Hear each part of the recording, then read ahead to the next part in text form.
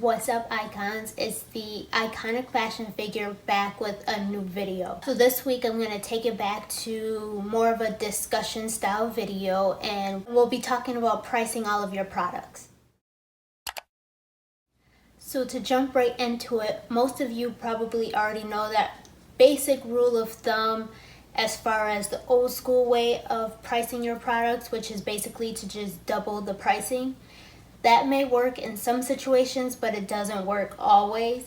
So I'm going to give you guys some tips on how to price your products and a tool to use when you do price your product. But the first tip I do want to give to you guys before you even get to the point of purchasing your product to figure out pricing, you'll want to really know your market and know your target customer and what they're willing to spend before you even buy products, so that way you know it's within the budget. The one thing I usually recommend to buyers, especially new buyers, when you are out shopping the market for new product for your boutique or your website, you kind of want to work backwards. You want to know how much you want to retail a product at before you even purchase it. Once you have your retail in mind, and you know your margin, then you know how much you should be spending on a product. So the first step is to know your market and know your customer. And what I mean by knowing the market is basically shop other boutiques that sell similar items and see what they are selling their items for, where they're pricing at. You'll want to look at other competitors that are selling to similar customers that you will be selling to and figure out their pricing. And then from there, once you find your competitors and see where they're pricing, see what people are gravitating towards, what your customers typically buying, because that'll give you an idea of their budget. Now, once you get that out of the way and you've actually purchased your product, you'll want to figure out your break-even price point. So you'll want to, of course, figure out how much you actually paid for the product and include any shipping that you may have paid to get the product to you.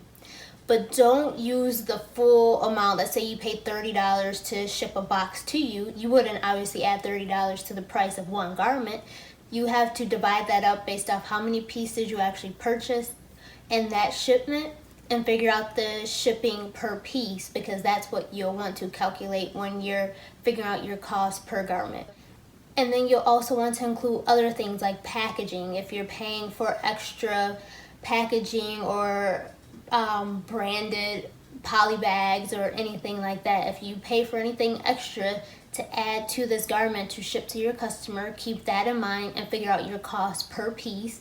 And then any other fees that you may have, maybe it's a processing fee, handling fees, anything of that nature, any type of fees that you may incur in order to receive this product, package it up, and get it back out to your customer.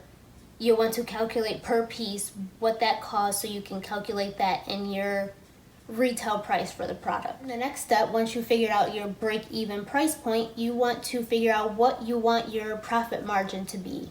I usually do it based off of a percent. So once you decide what your profit margin will be, you'll want to calculate that. So if you're doing the old school double your money type of thing, then your profit margin would be 50%. But if you want to go a little higher so you can make more of a profit, you'll increase that. Or if you don't want to double and you're okay with taking less of a profit just to sell an item, you would obviously lower it less than 50.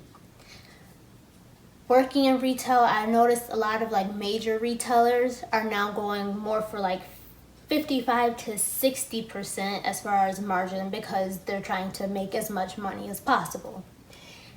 And then now that retail for the big box stores have slowed down for them, they're trying to increase their margins to make up for the money that they're losing. So of course they're going higher. As far as boutiques and online shops, online shopping has gone up quite a bit. And you don't have as much of an overhead cost as far as stores and such, so you may not need as high of a margin. But for me, when I create my MSRP on my website for products, I do a margin of 55% to cover my customer as far as the shipping they're also paying to get the products to them. So I calculate the MSRP based off 55%, but of course if a buyer feels they can sell it less and they are more comfortable selling it less, they can, or if they know that their customer will pay more, they can sell it higher. It's all just a suggestion. But to calculate that MSRP, I use the Omni Calculator. And there are equations where you can calculate this yourself. It's not that hard. You can just use a regular calculator. But because this does it for me, I usually just have this saved on my phone and I do the calculation right through the Omni Calculator. So what you'll do is whatever that break-even cost was that we just calculated in the previous step, you'll enter that under cost. So let's say that was $20. And once you decide your profit margin, you'll enter that in line 2. So I'll do 55 because that's usually what I calculate for my MSRP for my products. And then it'll calculate it for you. So it shows you the revenue is $44.44. So basically that will be the selling price for you. You want to sell it at, I would say, at least $44 because $44.44 is kind of random. So maybe $44.50 if you want to, or you can just even it out at $44, do $45, however you want to do those numbers as far as your pricing. But you should sell it around the $44 mark in order to get a 55% margin, and that would be a profit of $24.44 for you if you go with the $44.44. So you pay $20 for an item, but you'll end up making $24.44 on it if you sell it at full price. Which gets me into my next step. Well, not a step, but these are just things that I want you guys to consider and think about when you're doing your pricing. For instance, if you are going to offer promo codes and different promotions, you'll want to keep that in mind when you're pricing. Because you don't want to set your margin too low and then you offer a promo code and then you make nothing on it, or you just barely break even on a product because now you've discounted it. So keep that in mind when you're pricing your products if you will be offering promo codes. The other thing you'll want to keep in mind is, are you going to be offering free shipping to your customers, or are your customers going to be paying for shipping? I'm sure a lot of you already know. If you don't know yet, I'm going to spill it to you now.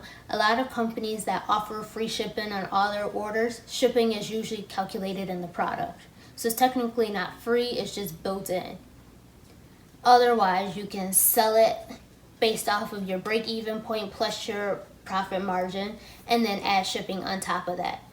If you're offering free shipping, figure out what it would cost per piece to ship an item, and you'll want to try to somehow squeeze it into your pricing best that you can. Now, of course, with that, you may not get the full amount for the shipping because you don't want the price of the item to be ridiculous, especially compared to your competitors.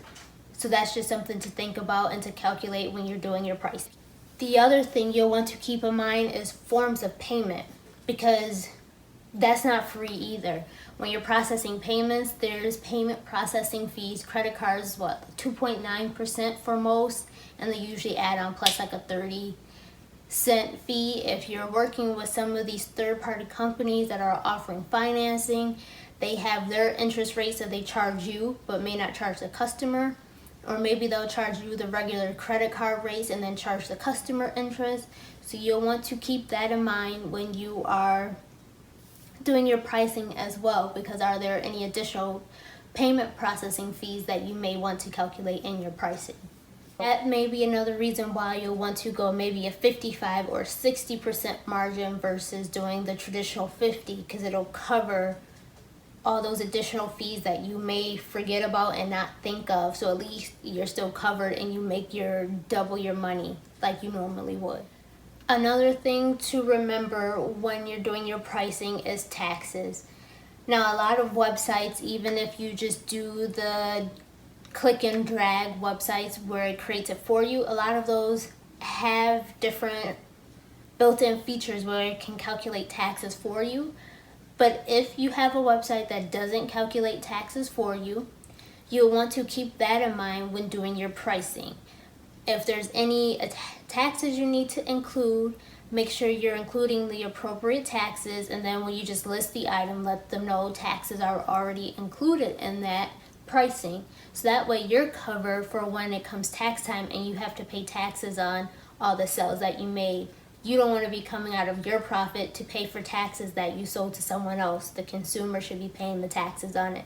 So keep that in mind. If you don't have an automatic system that calculates and adds tax for you, you'll want to do that manually when you're doing your pricing. And then for the last thing when it comes to pricing, which is still a big thing, is determining when you will want to mark down if you don't sell it at the full price. So create a markdown schedule for yourself. One of the key rules as far as business is you want to move your product as quickly as possible. You don't want to sit on inventory forever.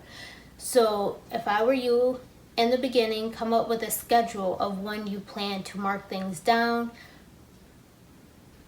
if they don't sell at the full price. And are you going to do one markdown, you do 2, 3, however many markdowns you choose to do. Even if it's just one, just create a schedule. You know once it hits that mark to go ahead and mark those products down.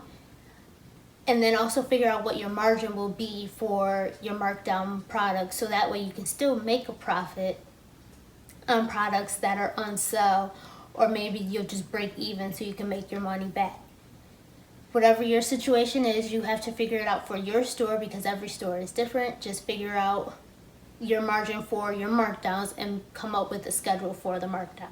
But that's pretty much it for pricing your products. I believe I went over some of this stuff in other videos, but I wanted to do a quick straight to the point video for you guys on pricing with step-by-step on what to do and how to price for those of you that were unsure of how to price your products. If you like the discussion videos, be sure to give this video a thumbs up so I can be sure to continue doing discussions with you guys. If I don't get those thumbs up, then I'll know you guys don't like it and I'll stay away from them. Thank you for watching.